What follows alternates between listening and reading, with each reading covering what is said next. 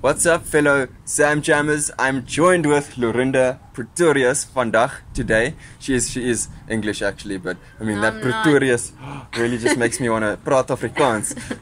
But Ek is Afrikaans. She is Afrikaans.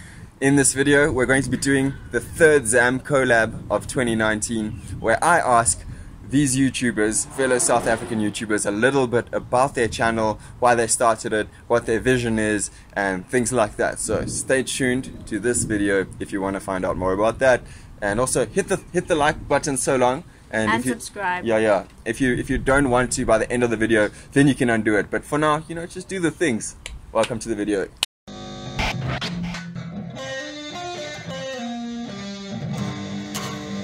Wait, what? Awe. This is a word that I'm introducing onto my channel, awe, because it is South African. I know my sister is gonna cringe. She's like, it's so common, it's so common, but it's a short word that conveys agreement. It's like the informal version of amen, you know, awe. Let's go to the beach and, you know, hook a mission, awe. Let's have a bring and braai, awe. I have very bad memories linked to that word. Oh wait, really? Yeah. But you know, no. well, you know what? It's what fine. happened? What happened?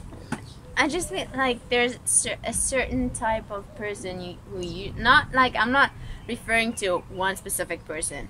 A type people. of exactly. Zef. And yes, it just doesn't make me proud of being Afrikaans. Like they're usually Afrikaans, and it's like it's just, you know, it's like Brakpan.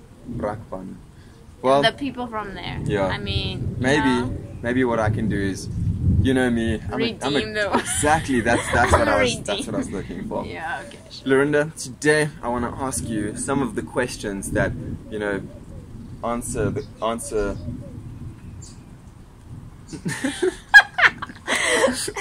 Today I'm going to ask you a few questions about your channel. Starting off with, why did you start your YouTube channel?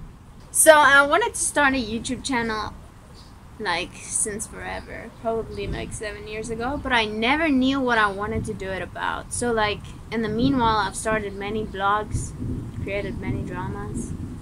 Anyway, about 4 months ago, I started a school of biblical studies with YWAM Muizenberg. YWAM, also went to YWAM. Yes, check those blogs out. Great thing.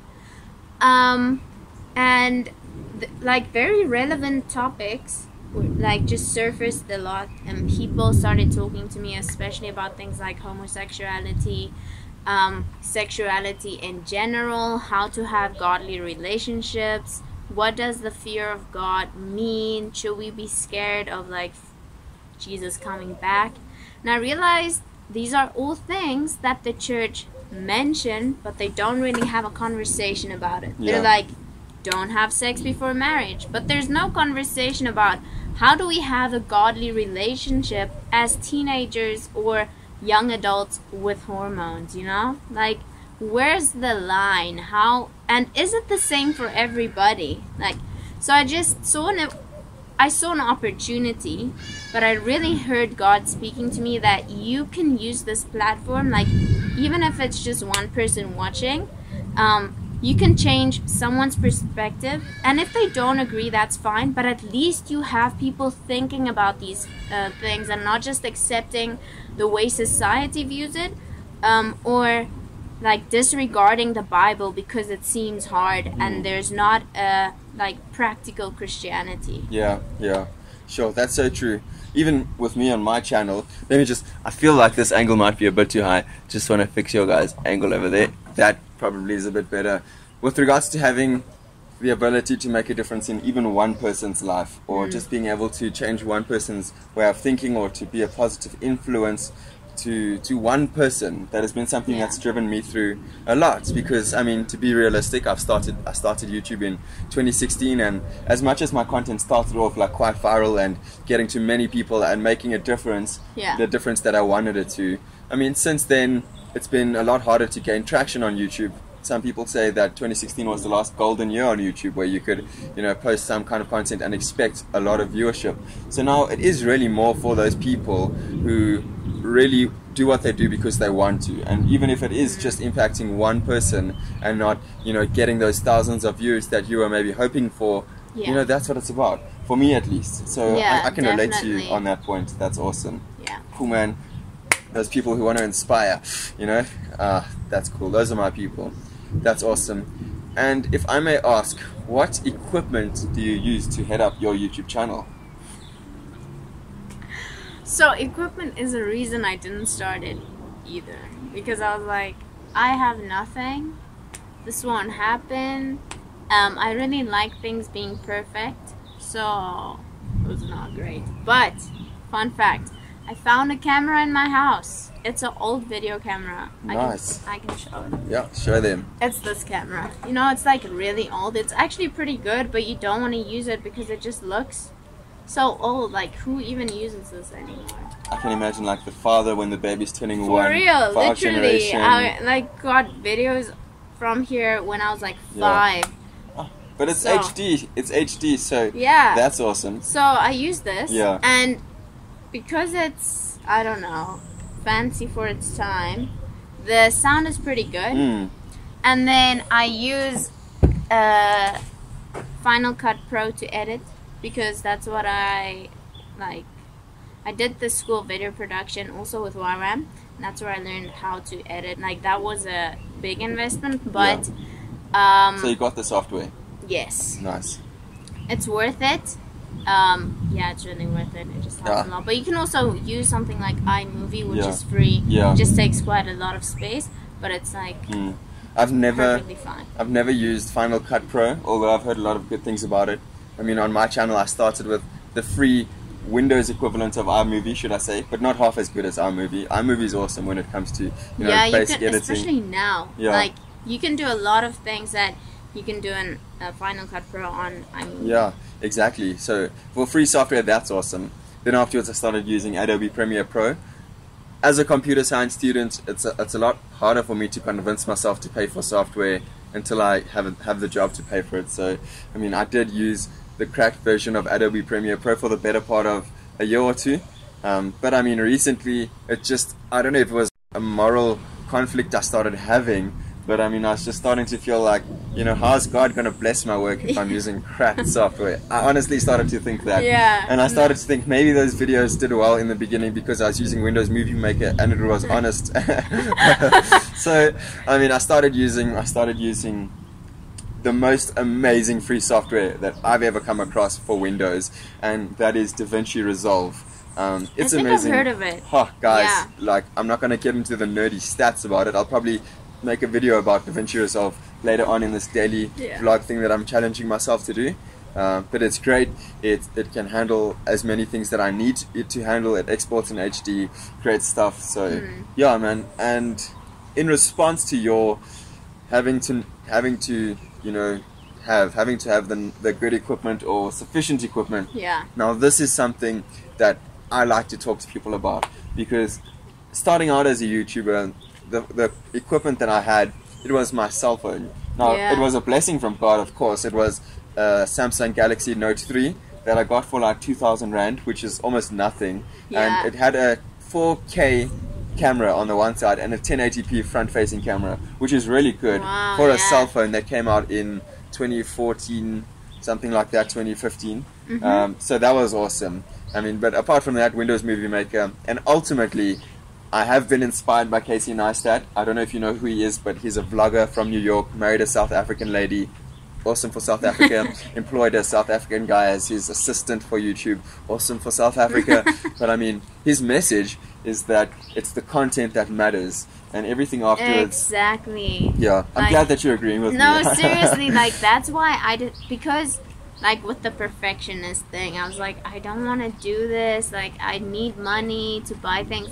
And then I realized, why am I saying this when I literally look at, like, I watch videos, especially faith related things, where like the background sucks, the editing it's not really even edited at, like, you have the ums and the like, you have everything. Yeah. But it's because I actually care about their topic. Yeah. And so that's why I was like, listen, content matters more than quality. Once you're like at a level where you have enough subscribers and like you actually can get some money from YouTube, which takes a lot, then you can up your quality. But it's really the content that like attracts people. Yeah, that's so true. And at the end of the day, I mean, if you do attract that following, it'll be because they care about what you say. Yeah. I mean, ultimately, there are people who care about quality, and yes, coming out of like experiencing a lot of different types of equipment, I try to do things to make the quality stand out. Like, I mean, using 2 different cameras, or using the 4K camera as my primary camera. I mean, and as someone who is involved with the stuff, you do want the best, because you want people to look at this and see that you care about what you do, and you want to go the extra mile. Yeah. And you want to do that, like, little bit of extra editing, which lets them know, like, you know, this person is putting some effort into, you know, the quality of production for us. So I mean, that is all very true and everything, but bottom line, content is king, as Casey Neistat says, and it's just true. It's true, and as we've just spoken about. So that's awesome. I'm done preaching for now. The next item on the agenda is this little ukulele over here. Now, I'm not sure if you have any experience with a ukulele. Can you ukulele? Cannot ukulele. That's awesome. So, I mean, I'm a guitar teacher and I teach people how to play guitar. I used to be able to play guitar, but that was a very long time ago. We are going to teach you how to play guitar, because this is ultimately a 4-string guitar. It's the bottom 4 strings of a guitar. And also this year I'm launching online guitar lessons on my I'm probably not going to launch it on my YouTube channel, but it'll be private and privately accessible and all of that. But yeah, just plugging, you know, I can plug, it's my YouTube channel. And if any of you want to become Zam Jammers for real and actually jam some jams. Is that where the name comes from? Yes, because my channel was initially to give guitar lessons initially. Free cloud storage, plug it into my website, and there you have a video of me teaching you guitar. Right now, we're going to cover some basic chords, okay? We're going to cover, so C is like, it's the easiest one, like 1, 2, C, like C. Here we are. C. You don't have to make a rhythm like that, you can just put your finger down there and 1, 2, 3, 4, you know? Give it a bash. Thanks, great. There we are. And the thing is just that it like hurts your... There we are. And the next chord we're going to be doing is G. So what you do is you take one finger and squash those 3 strings all 3 on the 2nd fret, and then you just put this one in the middle on the next fret. Okay. So 3 here, and then 1 in the middle. I feel like my fingers aren't that strong anymore, you know? Just a bit of practice, but here we are. Sounds like a G. So, is that what? I feel like it's not you're missing some notes, like this finger I feel like, is touching the string. And this one isn't like... Try using your index finger on there. Okay, yep. This will work way better.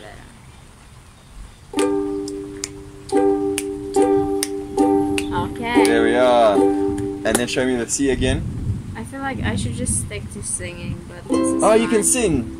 So you can do this. You can do the singing for this. Maybe if I jam, you'll just that's better. Then we've got no. You're still gonna learn how to play it. We need to do one more chord. Okay. One more chord. Okay. And it's the A minor chord. It's the 2nd fret over there. There we are. Just this. Yeah. But now the thing is to play everything together, and because your fingers need to. I used to play flute as well. Okay. So if you can just play C, G twice, and A. Then we can be done, and you can jam a song. Okay, C. I want to do it fast, but now I'm like... There we are. Great. So she can ukulele now. I mean, obviously she needs a few more lessons before she can play on stage or anything. But yeah, practice and obviously Zam lessons. Now, what we are going to do is hopefully come up with a song or a melody. Now, what You know, just sing the words that come to your mind if you're able. Have you ever done like prophetic? Oh my god. That's fun. It's fun. it's It's an improvising thing. I feel like you should start it over. Okay. You can sing, right? A bit.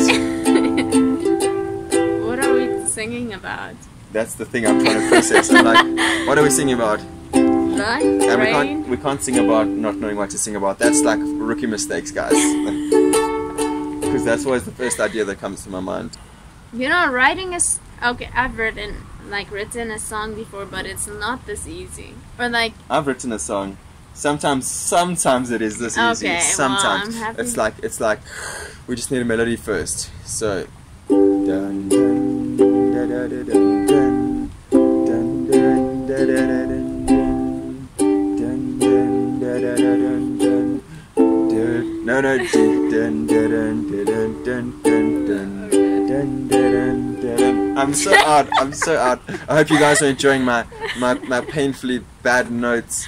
I mean, this is us trying to get a song together. okay.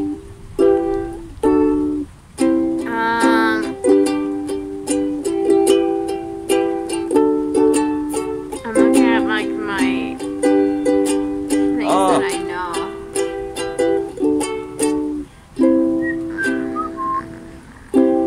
Like I don't have new music on here. You don't have to sing any words. Just hit me with a melody.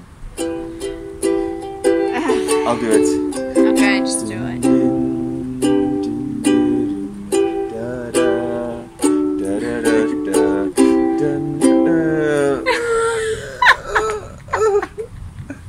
Okay, wait. There we are.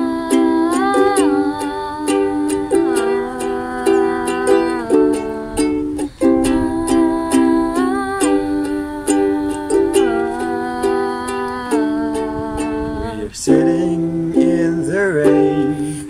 We're trying to think of lyrics, but it's not happening.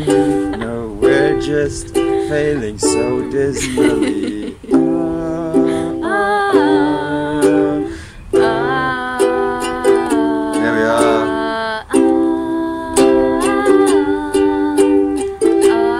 And then we end on C. Oh, it doesn't actually end on C. It should end on a G. Yeah. Okay. Well, that's a crash course. Always end on G if you're playing a ukulele. Most times, if you're playing the common chords, then you know it's normally in the key of G. That has been the YWAM collab. What? 18 minutes. That's a good amount of content to work with. Thank you so much for featuring on the show, the YWAM collab show. And we are actually just about to record a video for Lorinda's channel. Yes, look out for that. It will be up next week. The prosperity gospel, and possibly, are we going to be talking about Bushiri as well? Yeah, we're going to mention it. Okay. It's not going to be the main thing. Okay, Yes. okay. Cool, man. Well, that is the end of the video. Thank you so much for watching, and cheers!